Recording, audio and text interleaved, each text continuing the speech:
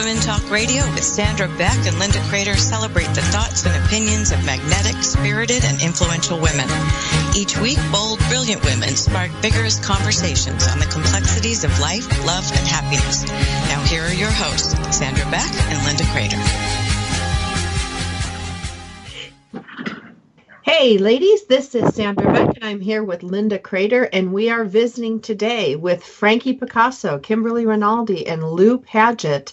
And we're going to talk today about blended families. And I'm going to just buzz in right now and go, I am not a fan of blended families. I know they work. I know they're a lot of work.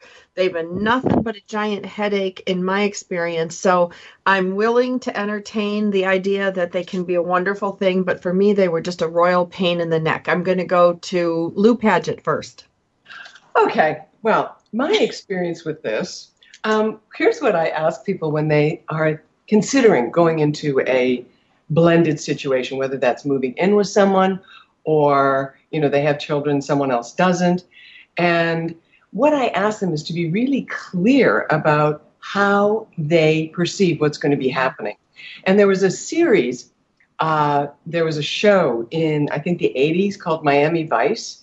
And there was one scene and one show where the lead ended up asking his new love interest, so what is each part of our day going to be like? What does the day look like? What happens when we get up in the morning?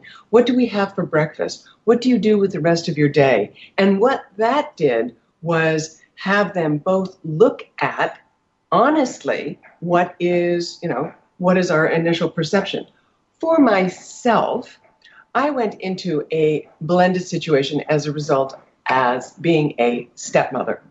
And when I looked at it, I have to admit I went in rather naively because I thought it'd be cool to be a stepmother, which I still thought it was. And it was very cool for me.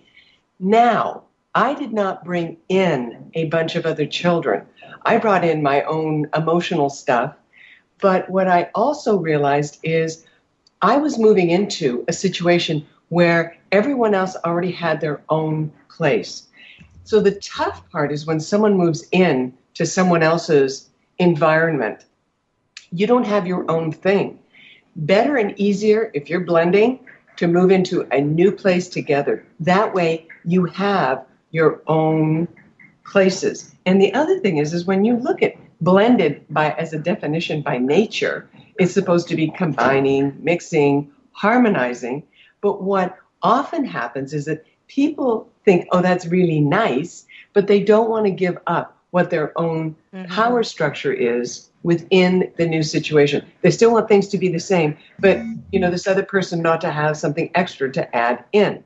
So, I have a bunch of other things that I could talk about how and what I did, but let's bounce it back. And Kimberly, are you on? I am, but I was muted. Oh, sorry. Yes, I am. And you know what? I agree with you with the blended family concept, including not just having two people come to the table with children. Mr. Rinaldi and I, we joke about being a blended family. We have a dog, but we're polar opposites. And I love that you identified the communication being the key. When we got together, we both had some, serious baggage, serious behavior expectations. We went to couples therapy, group therapy, engagement encounter. I pulled out all the cards to figure out how in the hell are we going to maneuver this, because he had also been living alone for 15 years. I had been living alone for 3 years, and I thought, this is going to be interesting with two polar opposites. Seriously, we're going on 25 years of marriage. There's no argument over the toothpaste. We buy our own. There's no argument over the toilet seat left up or left down. We have our own bathrooms. But it is. Yeah. It's about expectation. It's about communication. I've watched families, either friends or family, and even therapeutically with clients, either completely blow it or do it fantastically, where they're able to I have a niece, and she talks about her village. Her ex has a live-in, and they share time with the child. Her new partner is very involved with the ex and his family, and her former in-laws spend more time than, her siblings do with her kid. And she's doing a great job with it. And then I see it fail. Right. Now, and anybody else want to jump in? San, what do you want to say? Well, I think it's easier, and I'm just going to say this, when there's one kid or the kids are far apart in age. Where it becomes really dicey is when you've got kids in the same grade or kids in the same school, and all of a sudden they were one family, now they're two families, and there's this vying for attention, vying for space, and I think people have to understand kids give up a loss. All I ever heard when my ex was blending his family was that, kids are resilient. Kids are resilient. They are resilient, but at a point, we have to recognize that the new family's joy is also a loss for the existing children. Right. And this is Linda. I'll jump in. And those children can be in their 20s. And it doesn't have really an age that makes it difficult, easy. It's tough on everyone. We laugh because we say our family is not blended. It's actually pureed because it is so nuts. I mean, it's too difficult to explain on the radio. If you drew it, the genealogical chart would have boxes. It would have arrows shooting off right and left. And a lot of this was done in my adulthood, and yet it does trickle down to my children, their children, and the repercussions don't go away necessarily depending on the communication and the family dynamic, but you can maneuver your way through with a lot of work, because I just think it's not something simple to contemplate, and we're all saying the same thing. It's difficult, and there's loss, and there's grieving, and you're trying to be happy because you're an adult and you know that you want the other person to be happy, but it is not a simple thing to do. No. And, I've had it from both sides where my father married twice after my mother died. And, same here. Yeah. And to say that it was, honey, there isn't a soap opera that does better than ours. Oh, I don't know. Mine might give you a run for the money, but still. Here, I'll throw this out. The Okay, house you win. drowning in the jacuzzi. The what is drowning in the jacuzzi? The housekeeper got drunk and drowned in the jacuzzi in my father's bathroom. Oh, you win. You win. Sorry. You totally down. win. Hands down. But that's just one thing. But my the thing that happened with that is there was such an isolation of my father's affection and how he had treated we four girls when he ended up marrying these women. He changed into a completely different person. And so, that who did you become, Dad? Now, when I got married and I had kids that they were close in age, but I didn't have any kids I brought in. They were 17, 14, and 12. And I remember the conversation I had with them was, and I was really upfront. I said, you guys, I really don't know what I'm doing.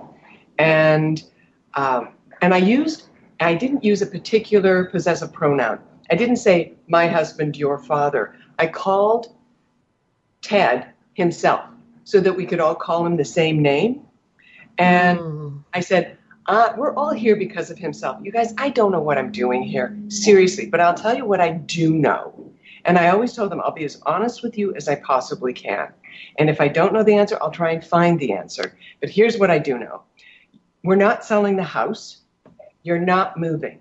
You do not have to move out of your room. I don't care if the room looks like a bomb went off. That's your private area. There's, areas that we all share, and we have to be respectful of one another. You guys share a lot of history that I don't share. But, we're all, moving forward in this together. I said, the dogs are going to stay here with us. You guys can do what travel and do whatever you want with your mother. And I'm not pregnant. And that's what I know. So I told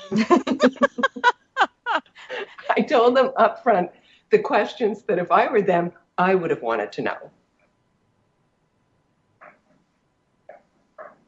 I'm still speechless about the housekeeper.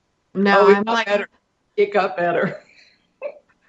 Well, I think, like what you're talking about, Lou, you came in with a spirit of openness. Mm-hmm. And I don't think a lot of people come into that relationship with the spirit of openness that you did. I think they come in with a competitive spirit, the new wife competing with the old wife, and the new children are somehow infiltrators into this environment. Right. And I think it's different whether it's the mom and the dad. Like, is it the mom's kids at the new dad's house with the new wife, or the new kids like at the dad's or the mom's house with the new husband? Because for whatever reason, my kids have a very easy time with the men in my life, a very, very hard time with the father's woman in his life. And I don't know if it's a cross-gender thing. I've got boys, and, maybe with girls it would be different. I just think it gets so complicated. It's like a Rubik's Cube trying to get everybody to get along. Well, also, let's be really candid, Sam. I didn't come into something where there was complete and utter deception, lying, and manipulation. Fair enough. That was not the ice rink I got onto. Mine was nice and clean. Yours was not. And I had two stepsons, one of whom, literally, when I met him, it was like he was the male version of me, 14 years younger. Wow. And he looked at me, and this other person says, "Oh my God, no one has ever gotten him the way you do." And I, not that I have a hero point here, but I actually, because my mother never listened to me, those things that you think are not good, I ended up saying, I am going to treat them the way I wanted to be treated. I know we're coming up to our break, so bang, who's going to take us out? I'm happy to take us out. I think this is so fascinating because I wonder if we could talk further about which parent it is, if it makes a difference when we come back from the break. You Absolutely. Are listening to Dynamic Women Talk Radio. We're talking with Kimberly Rinaldi and Lou Paget, and Sandra and I will be right back after these messages.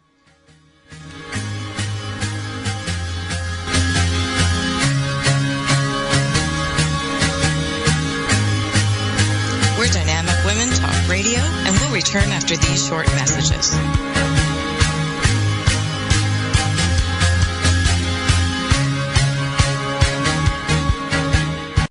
It's the Fitness Minute with fitness expert Annette Hammond. It's a fact that working out for 30 minutes a day will improve your health and make you feel oh so good. But if you are on a quest to lose weight, you should be looking to exercise aerobically for 45 minutes to an hour. I know that may sound daunting, but it's really not. You don't have to kill yourself to keep your heart rate up for 45 to 60 minutes. I know people who put their iPod on and walk for an hour a day. Consequently, they are losing weight, increasing their energy, and feeling great. On the other hand, if you're like me and want to maintain your present weight, then 30 minutes of cardio a day is perfect. The benefits of cardio exercise are vast. And even if you're not trying to lose weight, it is necessary and vital to your health. So schedule in your cardio exercise 6 to 7 days a week and watch your health, energy, and outlook on life improve. I'm Annette Hammond. Did you know that the breakup of a close friend's marriage can increase the chances of your own marriage breaking up by 75%? Apparently, divorce is contagious. A study on marriage and divorce spanning 32 years has now been titled, Breaking Up is Hard to Do Unless Everyone Else is Doing It Too. The Harvard University study found that divorce is like a virus. Weak mean the marriage is closest to it. What's a word for an unhappy marriage? Agamosis. If your sibling is divorced, you're 22% more likely to get divorced. And if most of your coworkers are divorced, you're 55% more likely to end your own marriage. Personally, I'm more of a poothery-oothery kind of person. That's someone who enjoys the closeness of marriage. In fact, if it weren't for marriage, my husband would go through life thinking he had no faults at all. I'm Carolyn Davidson, and you can have fun challenging your words you never heard vocabulary with my free app, Too Funny for Words.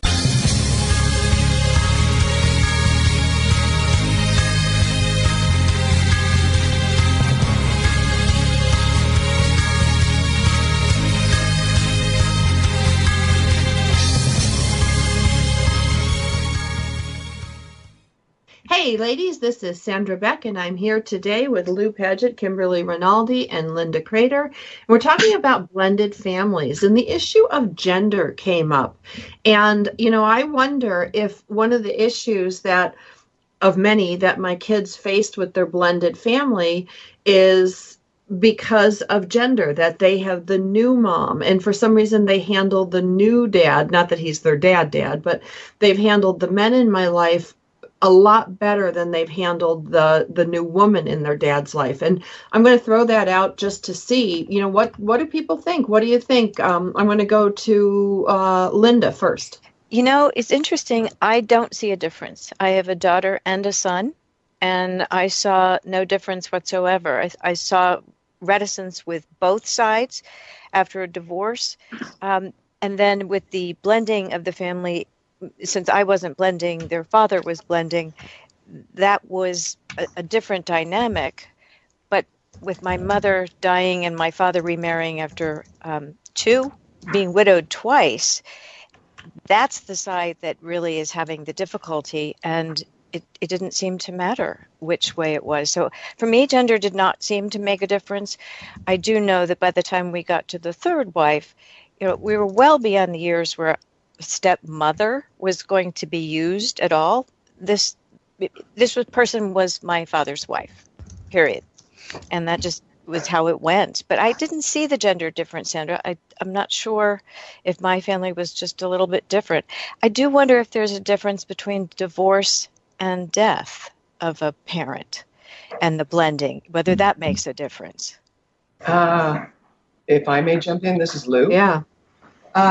I've gone through the divorce side of one and also the death side of one. Mm. And I actually, when there's a loss and there's someone else who comes in who changes the dynamic of how you relate to someone, I honestly don't, I think that the divorce part would be different and easier to deal with depending on how contentious the situation was. Mm-hmm. And one of the biggest things I learned was, as I said, before the break, I learned from my mother, who never listened to me, how to listen, and how to listen like you can't believe. So I told the kids, listen, my mother did not listen to me. So I will always listen to what you have to say and try to give you, the best answer or, find information for you. And a classic example was, it was coming up to holiday time. Their mother had remarried, and she was living in another place. And I said, oh, well, I guess you're going to be going down to Palm Springs to visit with your mother on this date. And, my stepdaughter looked at me and she went, why doesn't anybody ask us what we want to do? And I was so shocked. And I said, no one asked you? And she said, no. I said, you're kidding. She said, no, they just think we're going to go here and they're going to go there. And I said, really? And I said, well, then I will bring that up at dinner tonight with himself. I said, you don't have to mention it. I'll talk about it. But what it did was give them a voice in a family where even in their family of birth, they didn't have a voice. And that might have been, a real gift on my part, but I listened when they spoke, and I would hear things that other people didn't hear. So, I came to this as, hey, they're nice people, and I treated them as they were adults, which no one else had. So, and initially my mother-in-law was a little reticent about who I was. She knew who my family was, but she didn't know me. And the thing that changed things for her is when she saw how I treated her grandchildren. Mm. And it wasn't something I was doing from manipulation. It was because they were genuinely really lovely kids. They were good kids. The issue, the dogs were great, the kids were great, my in-laws were great. The issue was him. He was deceptive and he was a liar and a cheat. Oops. Those character flaws, that's tough. Yeah, there you go. I want to jump in here real quick. This is Kimberly. I think there's a couple of things that we may overlook. One of them is our subconscious sort of leanings when we're dealing with children. We think we're hiding our emotions or our jealousies or our frustrations with the circumstances. Guess what? You're not. Kids can see through that. And I think, especially when dealing with younger children, what happens is they tend to want to be loyal to the wronged family member. So if you have these prejudices, if you're, making these determinations and you've got these negative emotions that you think you're hiding, and you've got a child who can very clearly see it and feels like they're being disloyal to you by allowing this person into their life, even if they're well-meaning, even if they're self-actualized, even if they walk on water at this point, they're still going to be the step monster no matter what.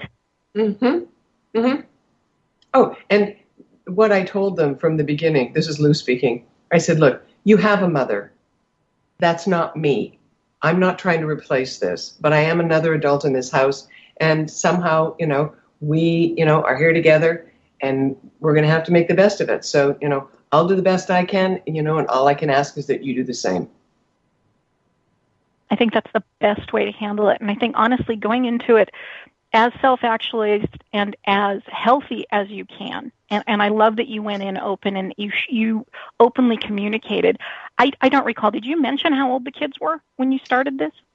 17, 14, and 12. Two boys. So those are, and the youngest, in theory, tough ages. So you did a great job, yeah. Well, I think the thing that comes across really strongly is the neutrality. Lou, even, and I've known Lou a long time, and I know this is part of her makeup, but she can be very neutral, and it's like I can see her coming into this environment going, I'm not going to replace your mom. I'm not trying to here to control you. I'm not trying to here to win you over. I'm just here, and I, don't really know what I'm doing some of the times, and that's okay. Like that permission to be all weird. Like, I say to my kids when they get together with the person that I'm seeing, like, look, guys, I know it's weird sometimes. I know it's weird to see your mom with somebody and all happy and, giggly like a girl. And, we just got to roll with it, okay? Because I'm going to get weird and freaky when you bring girls home. So it's even. And, we have a good laugh. But kind of putting it out there for the open, it's that neutrality, it's that authenticity and no pretense. Frankie, are you with us? I am. Hi, guys. Hi, Frankie. Hi, Frankie.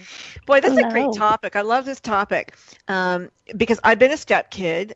I have stepkids, and I had two marriages where my kids were a stepkid, and I had stepkids in that one too, I guess. But there's 7 kids now, all grown, and having babies, which is kind of fun. But the kids that I have now do not talk to their mom. They're not interested. She's a little bit crazy, and they prefer to have a sense of stability, I guess. And I encourage them to talk to their mom because I actually really like her. But they just kind of find her. They're disappointed that she won't make a choice for herself that's healthy, and I understand that. Mm-hmm. Yeah, it's very sad. But it is what it is, and so you can only be, as supportive as you possibly can. In my former life, my ex-husband was a stepdad in that with my kids, and when they were really little, he was really good, and they took them camping, took them fishing, did all the stuff that kids like to do.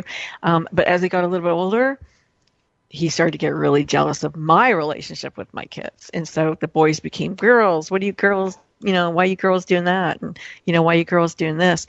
And with my daughter, he was just very condescending. And so, I started name calling and all that kind of crap, which I abhor. And so you're always torn. And I just heard of a story yesterday of a woman whose 18-year-old son, the stepdad's in, and when the kid was little, he's great. Now that he's older, he's becoming a monster with this child, and it's always difficult because you're a woman and you have a husband or a significant other and you have kids, and you want to protect both relationships, and it's very difficult sometimes. Who do you owe your loyalty to? Your kids, I guess. But I understand why women want their relationship as well. Well, I mean, and I'm going to just throw in this comment. This is Lou. the real dynamic of blending of anything like this is really based on the maturity level and the ability to bite your lip. Because there's times when I would have loved to have said things and I became the observer. But I think that it really requires a really strong degree of maturity about relationships and what's going on. Well, and I'm going to just jump in here. And I think the secret to my two relationships with men, with my kids have been so successful comes down to one word: patience. Patience with their feelings, patience with your significant other or husband's feelings, and taking it slow. I think you cannot go too slow with some of these things because everybody needs time to adjust. That's where I think all the conflict came. My kids all of a sudden had a new stepmom, new stepbrothers, new house, all within 30 days. Wow. Their little heads were spinning. Lou, you remember this. I mean, they were just going bananas. They went from, 4 years in this one stable household to all of a sudden everything new. Right. So taking it slow, giving people a chance to get to know each other, giving your kids and your significant other and maybe their kids, give them a break from each other. We would meet at a park, a neutral place. We would play. We'd have a picnic. We'd go to the beach. All these things took years for them finally to form relationships. And what's cool is both of my kids still have a good relationship with my ex-boyfriend, if you will. And they like him and he likes them and they can text or call. And, it's like a family member. And excusing that relationship from the family doesn't mean you have to break your kids' hearts. But everything has to go at a snail's pace. And I don't know any other way to do it. I guess I'll take us to commercial break. This is Sandra Beck and Linda Crater, and we're visiting today with Frankie Picasso, Kimberly Rinaldi, and Lou Paget, and we're talking about blended families and what works and what doesn't work. We'll be back after the break with some more tips and tricks on how to blend a family if that's what you desire to do. We'll be back after these messages.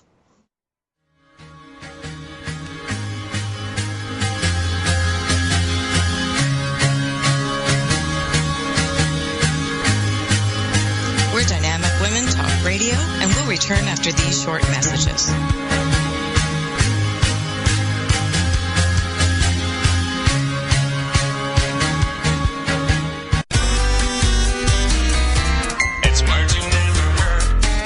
Wonder who invented the snow shovel. Most of us who live up north have spent a lot of time using this tool. No one really knows who started using it for snow, but according to Live Science, the first known shovels were discarded ox scapulas, or shoulder blades, which folks used to move soil and rocks 5,000 years ago.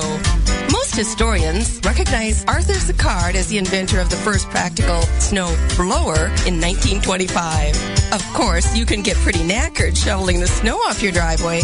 What's the word for the fear of hard work? Phonophobia. In 1923, two brothers from Norway constructed the first automobile-mounted snowplow. What's the word for the fear of snow? Ionophobia. I'm Carolyn Davidson, and you can have fun challenging your words you never heard vocabulary with my free app, Too Funny for Words.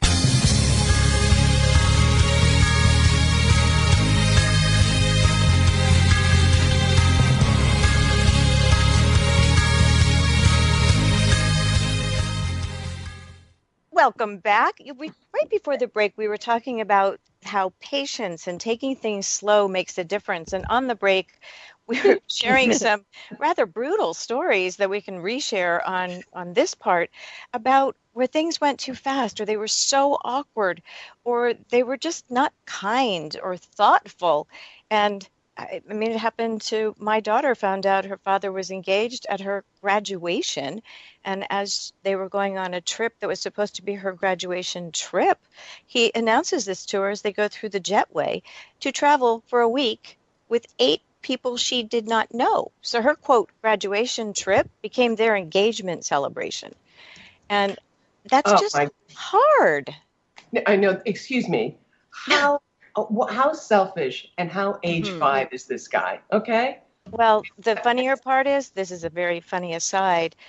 He asked her to marry him at the identical spot he asked me to marry him. Oh, he's not even creative. No, clearly not. He has a thing.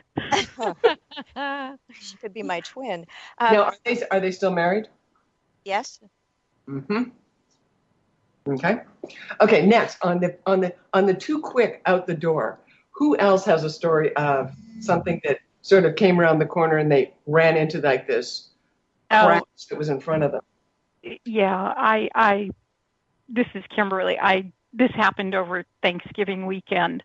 My cousin announced his engagement the day his ex-wife of 35 years announced that her mother passed away. Oh, no. And with all the class in the world, he announced it on Facebook by changing his status so his children could see it. Oh, Lord. The sensitivity of, bus exhaust. Oh, and it gets better. The divorce wasn't final yet. Oh, my God. Is there a common thread here that the men do this, or do women do this as well? Well, I have seen where women have done it as well. But I have to say, in my experience, it has been the men who have rushed into something. My father announced his engagement to our gardener 6 months to the date of my mother's funeral, as I had said on the break. Yes, we were thrilled. That lasted 6 months until she was dragged out of the home they were sharing by the RCMP because she was being physically violent. Then he ended up, but my dad couldn't be by himself. And, it's kind neither of could mine. Yep. Yeah, and, I'm saying into the ethers, Dad, I'm sorry, but, you got to cop to the fact this happened. And then, he gets engaged to the woman who had a personal vendetta against the gardener. Oh, thrilling. And that's the person. And you grew up to write books. Okay. Thank you. And then that's the third one, is the one that they went down to Las Vegas supposedly for a weekend and then came back and he said, guess what? We got married.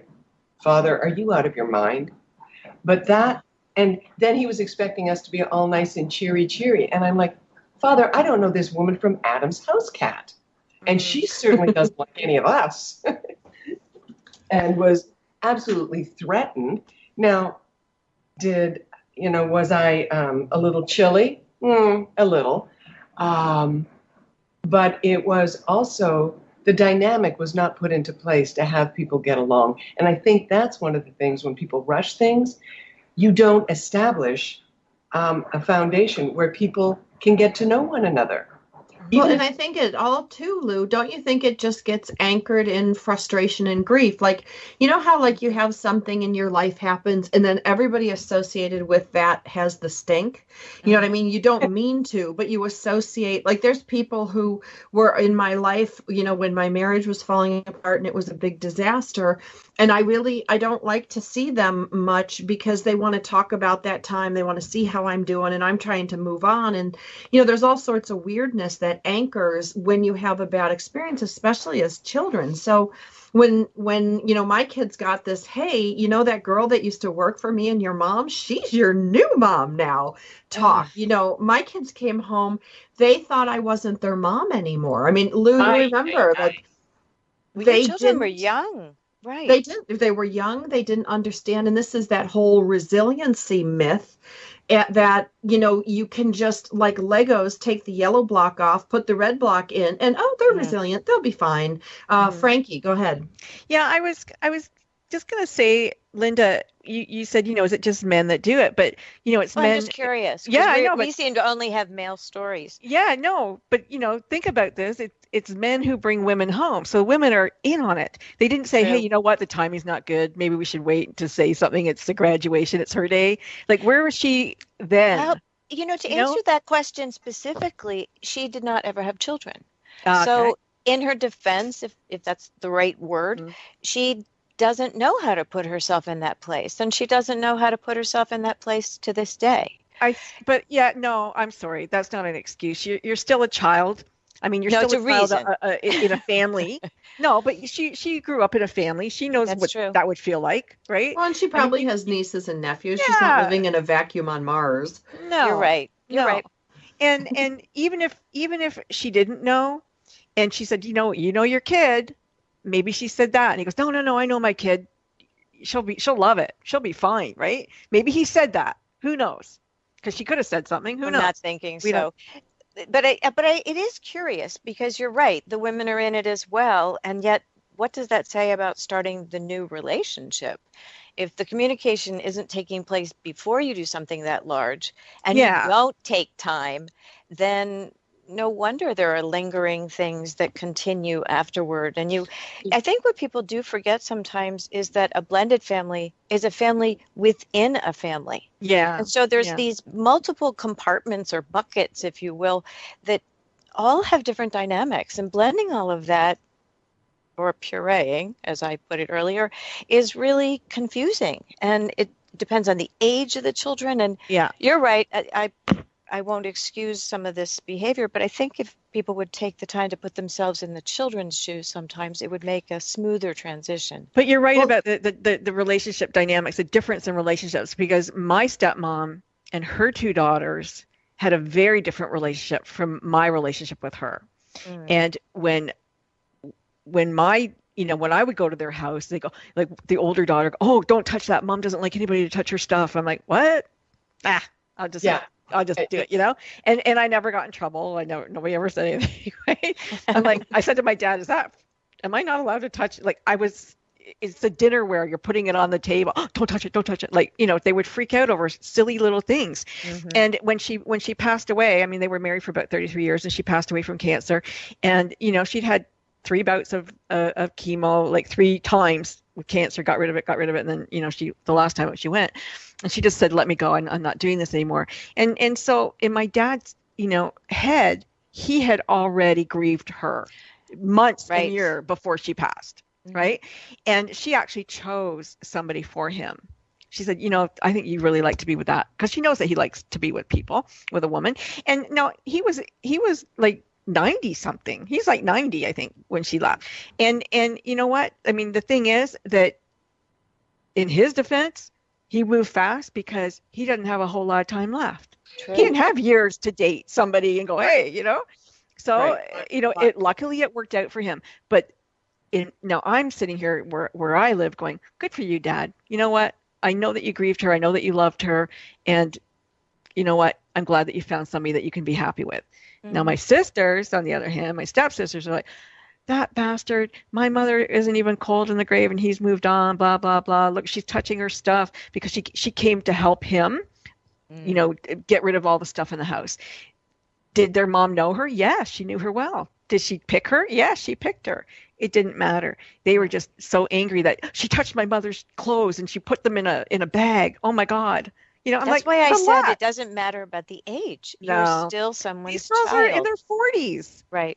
Yeah, no. You know what? That's the whole reason why we also see big blow-ups when someone goes down to do the reading of the will. People get totally territorial about, this is mine, this is, whatever. But I was one of those women who was brought in quickly. And I ended up getting engaged within 6 weeks of knowing my husband.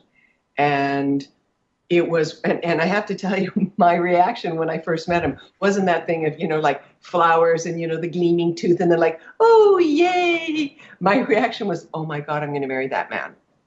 Mm-hmm. And it was something that it was almost like I knew this was going to happen.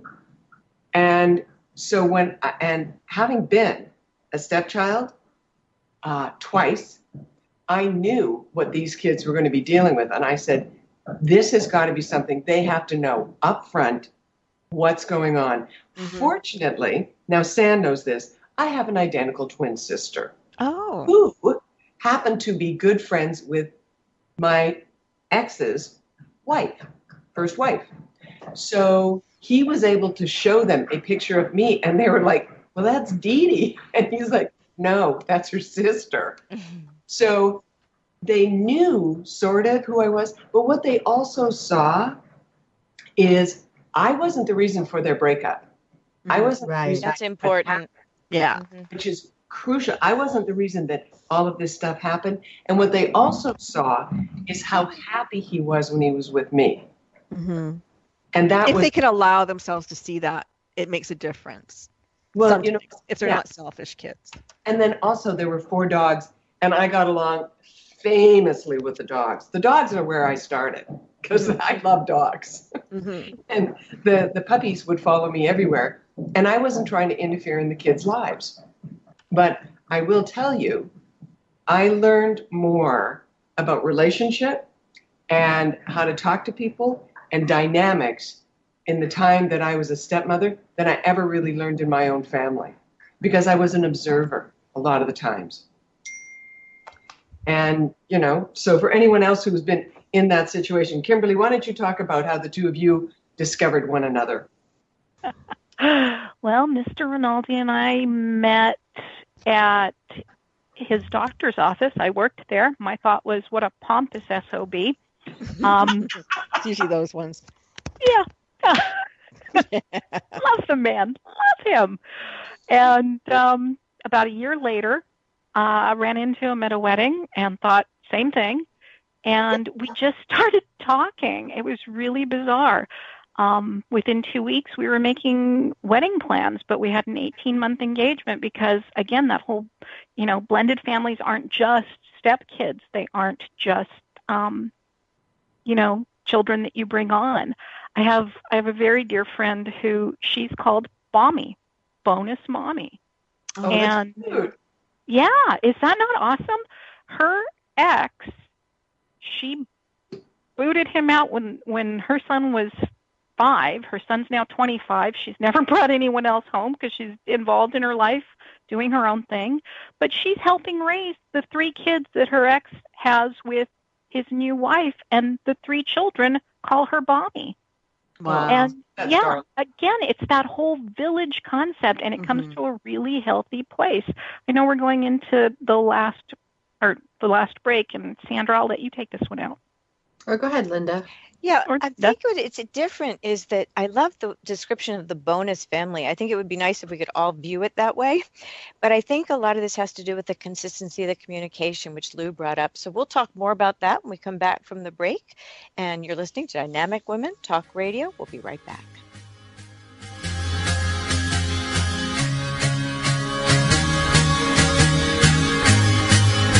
We're Dynamic Women Talk Radio, and we'll return after these short messages.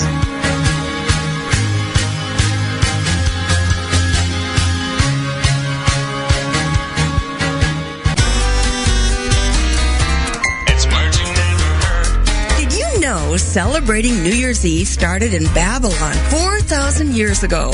The most common New Year's resolution in those days was to return borrowed farm equipment. Most Americans do make at least one resolution, usually related to health and fitness. But making a New Year's resolution stick is difficult if you're a Mumpsimus. That's a person who obstinately clings to a bad habit.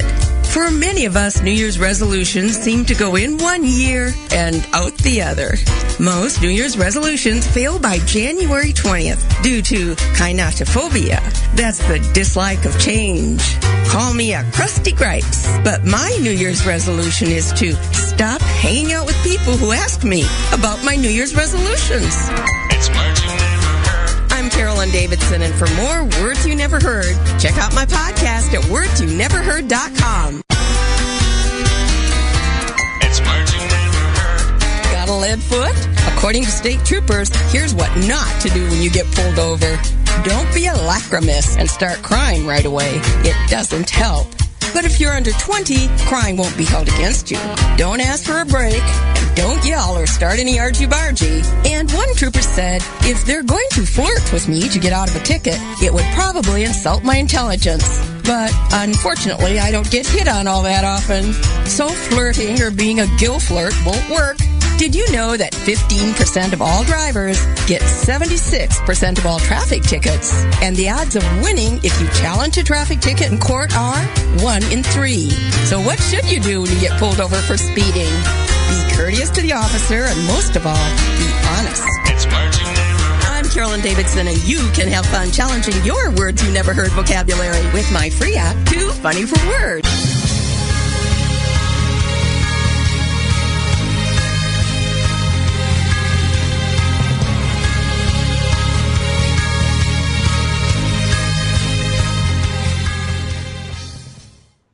Hey, ladies, this is Sandra Beck, and I'm here with my lovely co-host, Linda Crater. We're visiting today with Kimberly Rinaldi, Lou Paget, and Frankie Picasso. We're talking about blended families, and the topic of tradition has come up. And I know in my family, we have certain traditions, especially a Christmas Eve tradition and a New Year's Eve, where we have lobsters, we go to church, we, sit around the table and talk about what we're grateful for. Like there's this whole rigmarole that we do and, has been in my family, I guess, for generations. And it was very hard for me when my kids would go to a household that is non-denominational and actually atheistic, and I'm sitting there like alone on Christmas Eve or going to church by myself. The first couple times were really hard, but then I realized, I'm celebrating this and what's the meaning of this? And yeah, my kids aren't here and that makes me sad, but it's also not the end of the world. And they say time heals all wounds. And I think the difference of when my kids were becoming a blended family 8 years ago to where we are today is so much more peaceful because I'm more peaceful. The first couple holidays you're without your kids, you feel like you're going to lose your mind. And then you go, oh, well, that means I guess I could plan a trip, or that means I can go see friends I haven't seen in a long time. And, but this takes time, and it takes time for the kids to have an evolution of feelings, and go through the whole gamut of them. We just can't get over things quickly. And so I'm going to go to traditions. I'm going to go over to Linda, because you had a lot of traditions in your household. Well, some of them were blessings because, for example, in our immediate family, when we were divorced, we celebrated my side of the family on Christmas Eve, whereas my former husband celebrated on Christmas Day. So that one was easy. That was simple. What isn't easy and hasn't really become set in stone, because we were still trying to work it out over the years, is how to have get-togethers of this quite large now extended family. And there are different beliefs of how wide you make it. And that this becomes a discussion a lot of times. How are we going to do the gift giving? How are we going to do all of the traditions and the meals? The meals are funny because there's a certain dish that if you don't have it, this person doesn't feel like it's Thanksgiving.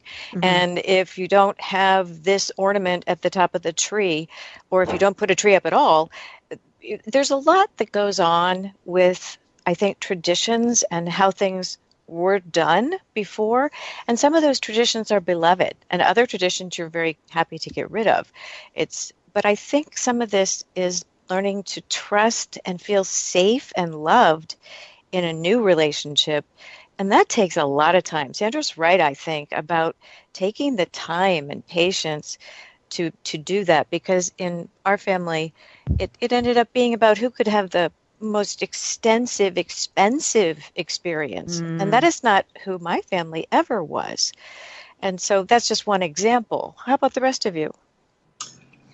Well, I'll jump in. This is Lou. My own traditions when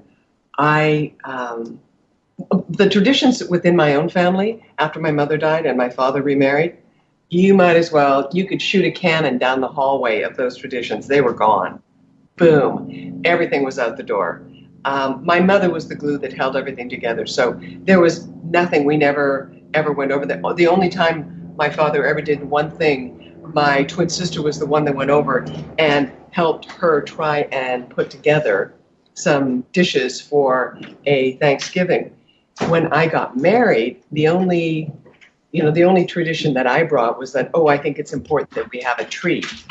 They didn't have stockings, so I had, we did just little things. But what I did is I said to them, I'm going to get stockings. I'm going to get some glue stuff. You guys make your own stockings. You can write on it whatever you want. And you guys are going to make himself his stocking. Because their mother had taken all of the Christmas ornaments, so they didn't have any. And the only other thing I had was, with my tradition, my own family, was to go for lunch with my father once a week. And my stepdaughter thought that was the coolest thing ever. And I said, really? And she goes, I think it is so cool that you go and see your dad. And I said, really? And it wasn't that I was doing it with them, but they could see that there were things that were important for me. And when it was something that was important for them, going and getting I can't come right now. Sorry. Sorry. One of my stepsons rode motocross. And for him to be able to know that he could go and do that because that was his passion, that's what he loved. And when kids are younger, that's what they consider tradition. We think of tradition as something we do every year. For them, it's what they do this week, next week, or the next 5 weeks. And I had to keep that in mind as well. It's Kimberly here. I think at a certain point, as we'll say, the blended family victim, the children or the people not part of the decision making, I think at a certain age you do have to be responsible for your own traditions, for your own happiness. So you had brought up, if one doesn't feel like it's Thanksgiving, if there isn't a certain, dish there, at that point they're welcome to bring it. I think, again, taking responsibility for your own happiness, your own well-being, your own sense of connection to what was, as opposed to standing there fist clenched and yelling, but we've always done it this way. You outsider, you. But it takes time. Time and communication. Yeah. Because Lou wouldn't know about the lunch or whatever with the dad, these type of things, if she didn't have a conversation with them. And, where it becomes difficult is when you've got two little stonewallers. I have two stonewallers that, if they don't like you and they don't accept you, there's no communicating with them. And, there's no amount of parenting that can intercede a kid who does not want to be part of a blended family. And, just like a little kid, you can't make them walk, like when they're little and they won't walk and they just lay down, and you're trying to get them to walk and like, lay down. The same thing can happen, with a kid. And, it's easy to say, well, they just have to adjust or they will eventually adjust. But, Kimberly Rinaldi, you and I did a show together with, what is her name?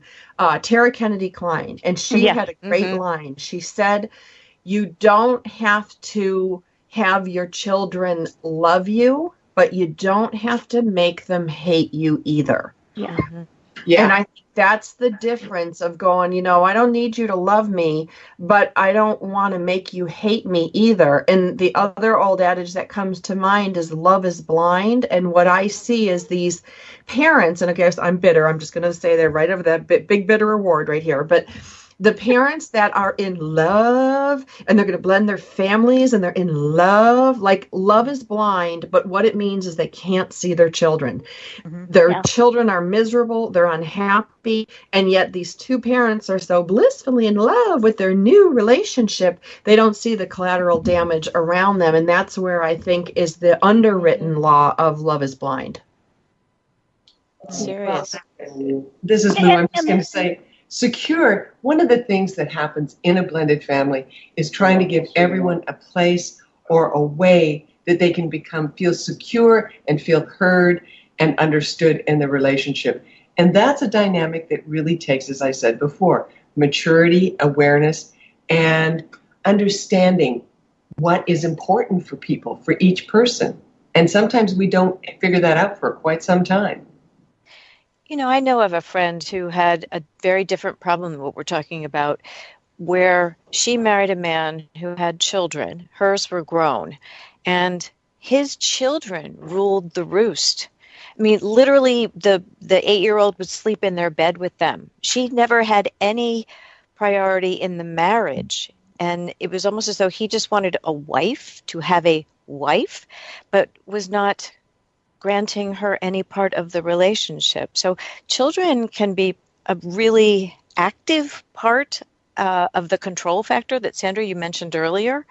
And it's really scary when it happens that way, because how do you fight against, an 8 to 10-year-old? That happened to me. Did that happen to you? Dynamic that would have been set up beforehand? It didn't happen until after the wedding. Really? Wow. Yeah. And then went on. They're no longer married. Wow. I didn't get married, but it happened. I was in a relationship with somebody who had an 8-year-old, And it was weird because he was divorced, and she had the big, gigantic wedding picture of the couple in her bedroom, which I thought was a little weird. And he goes, well, I can understand having a picture of your mom in your bedroom, but the big wedding picture is kind of odd, I thought. Anyway, it was all about her, and which, in some ways it should be about your kids, but,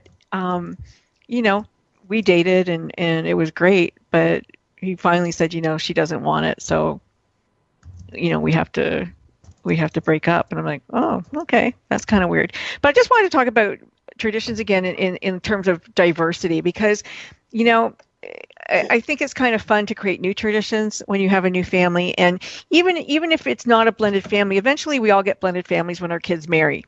And you celebrate Christmas Eve, I celebrate Christmas Day, and every year it's, it's on off. What year are we on? Because now the kids have to go to in-laws and they have to go here and there. And so, my traditions have to change because they're not going to be here, mm-hmm. and they're bringing new people into my life and, new wives or husbands or whatever. And like you said, it grows so much. So what happens at Christmas? Like, do you keep buying? Or this year was the first year the kids said, well, let's just do Secret Santa. And you're not allowed to buy anything except for the person that you get. And I'm like, well, that's not really fair because I don't like to do that.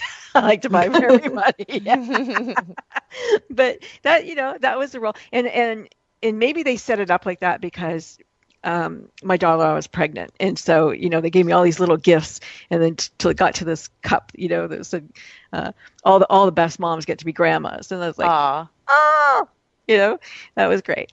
But you have to just roll, and I think, like, if there's special foods, like, you try to put those foods on the menu, and everybody gets a special food on the menu, and not just one, and so you create new fun holidays, I think. I mean, I love having the kids. I love having all the kids here. I really, really do. I love my I do too. And, unfortunately, it looks like we could keep talking about this forever and ever and ever. We barely scratched the surface, but we've run out of time. And you can find out more at dynamicwomentalkradio.com and come talk with us again. Thanks for joining us today.